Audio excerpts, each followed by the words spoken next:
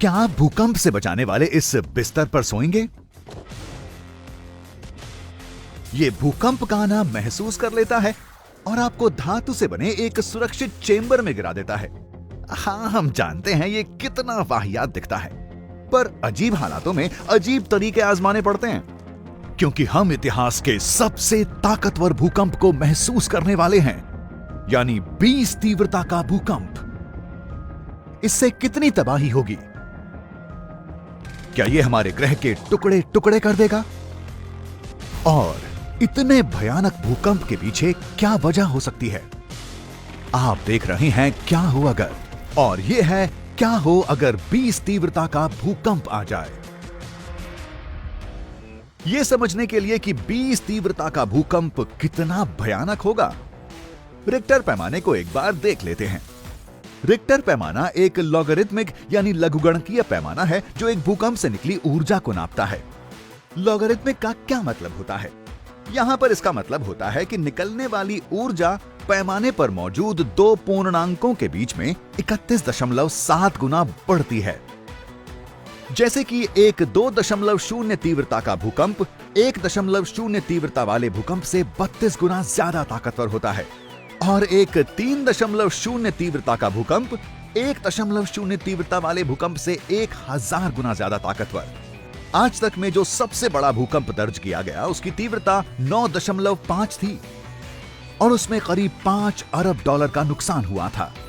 इसमें 1655 लोग मारे गए और 20 लाख लोग बेघर हो गए। तो 20 तीव्रता का भूकंप इससे कितना ज्यादा बुरा होगा? क्या हमें पूरे ग्रह को खाली करना पड़ेगा? इतने बड़े भूकंप की ठीक तैयारी करने के लिए हमें समझना होगा कि आमतौर पर भूकंप के पीछे की वजह क्या होती है। भूकंप वो कंपन होती है जो पृथ्वी के क्रस्ट से गुजरती है।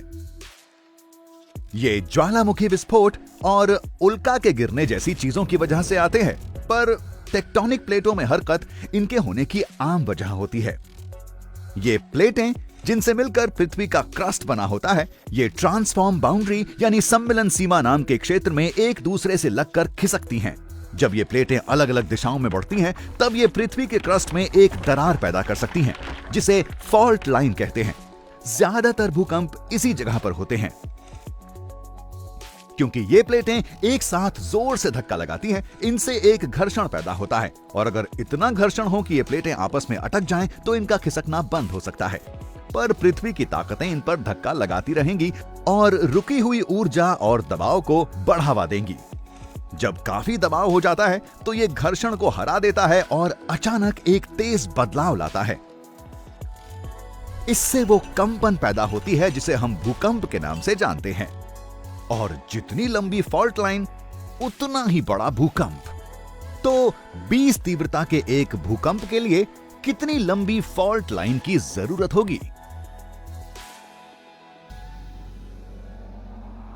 इसे ऐसे समझते हैं, 10.5 तीव्रता के भूकंप के लिए आपको 80,000 किलोमीटर लंबी फॉल्ट लाइन की जरूरत होगी, और क्योंकि पृथ्वी का घेरा ही केवल 40,000 किलोमीटर है, यह होना मुमकिन नहीं है। यह सब देखते हुए 20 तीव्रता का भूकंप आना काफी नामुमकिन सा लगता है, तो चिंता करने की कोई बात ही नहीं है। पर हां, यह भी तो हो सकता है। 20 तीव्रता का एक भूकंप एस्टेरॉइड के एक बड़े टकराव की वजह से भी आ सकता है। इतना बड़ा भूकंप आज तक देखे गए किसी भी भूकंप से ज्यादा लंबे वक्त तक चलेगा।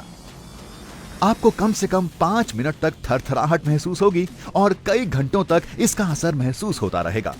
सुनामियां आएंगी और ज्वालामुखी विस्फोट हो रहे होंगे, और ज्यादा भूकंप शुरू होने लगेंगे और पूरी दुनिया वास्तव में टूटकर बिखरने लगेगी।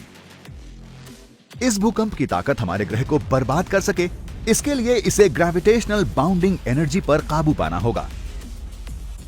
यह ऊर्जा वो न्यूनतम ऊर्जा है जो किसी गोल और एक समान चीज के ग्रेविटी यानी गुरुत्वाकर्षण के असर में बने रहने के लिए जरूरी है। अब हम विस्तार से उन आंकड़ों के बारे में बात नहीं करेंगे, क्योंकि हमें चीजों को और ज्यादा उलझाना नहीं है। तो बात यहीं खत्म करते हैं कि हम बुरी तरह से फंस चुके हैं। 20 तीव्रता वाले भूकंप में ग्रेविटेशनल बाउंडिंग एनर्जी पर काबू पाने के लिए और हमारे ग्रह को बर्बाद करने के लिए जरूरी से भी ज्यादा ऊर्जा होगी।